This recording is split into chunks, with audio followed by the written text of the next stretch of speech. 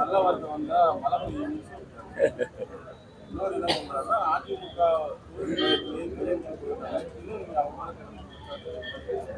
இல்ல இல்ல எந்த எப்பவுமே நான் இங்க ஊடகங்கள் இருக்கீங்க, எனக்கு நான் தவறான வார்த்தையை எப்பவுமே உபயோகப்படுத்தவே கிடையாது.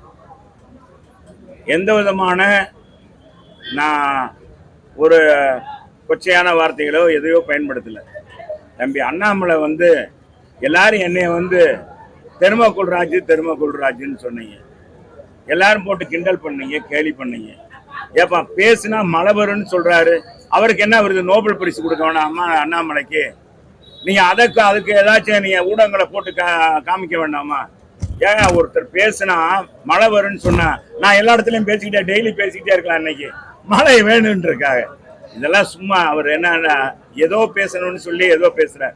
நான் உண்மையை தான் சொன்னேன்.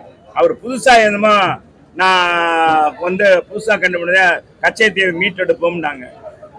10 ஆண்டுகள் மோடிஜி ஆட்சியில் இருந்திருக்காரு. அதுக்கு முன்னால 7 வருஷம் அவங்க பாரதிய ஜனதா ஆட்சி இருந்திருக்கு.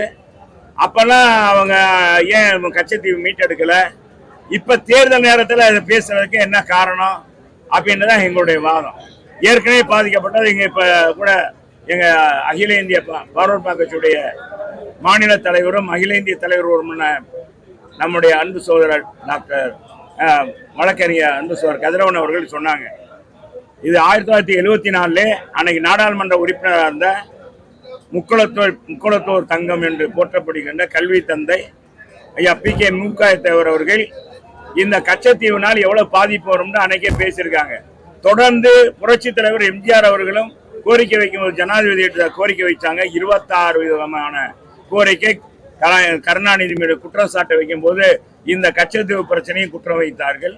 அதுல ஊழல் செஞ்சதையும் காமித்தார்கள். அதே மாதிரி தொடர்ந்து எங்க அம்மாவும் 1991 இருந்து முயற்சி எடுக்கிறாங்க.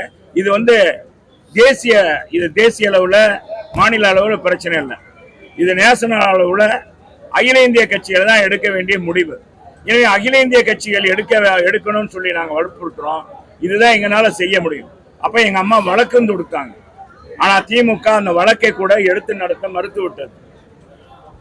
அப்புறம் இப்ப நான் எடப்பாடியார் வந்த பிறகு அந்த வழக்கை நம்முடைய வருவாய்த்துறையுடைய இணைத்து விட்டாங்க. அந்த தீவு எப்படிப்பட்டது, யாருக்கு சம்பந்தமானது, எந்த வகையெல்லாம் அந்த எல்கை இருக்கு, ராமநாதன் அந்த ஜமீனுக்கு உரியது.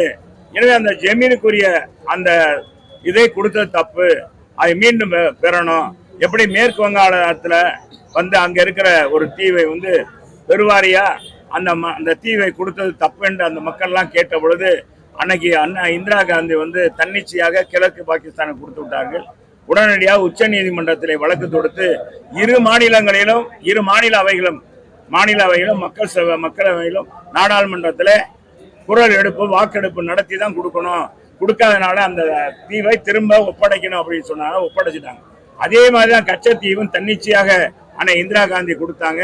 அதை மீண்டும் பெறணும். அதை பெறுவதற்கு நம்ம இப்ப ஆளுங்கட்சியாக இருக்கிற பாரதிய ஜனதா செஞ்சிருக்கணும். இப்ப தேர்தல் நேரத்தில் சொல்றாங்கன்னா மீனவர்கள் ஓட்டு அதிகமா இருக்குன்றதுக்காக, அந்த மீனவர்கள் ஓட்டு அதிகமா வாங்குறதுக்காக, வாக்கை பெறுவதற்காக பொய்யான வார்த்தையை சொல்றாங்கன்னு சொன்னேன்.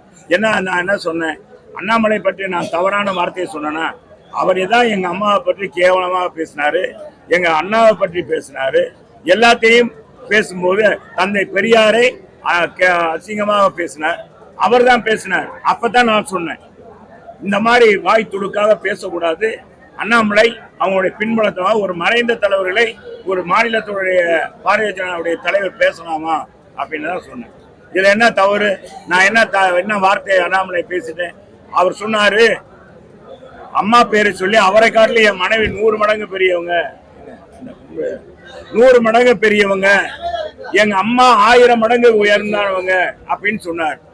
இப்படி சொன்னா எப்படி யார் பொறுத்துக்கிட்டு இருப்பா? எங்க கட்சிக்கு அண்ணாவுடைய பெயரை வச்சிருக்கோம். அண்ணாவை பற்றி கொச்சைப்படுத்தி பேசினா எப்படி பொறுமையா இருப்போம்?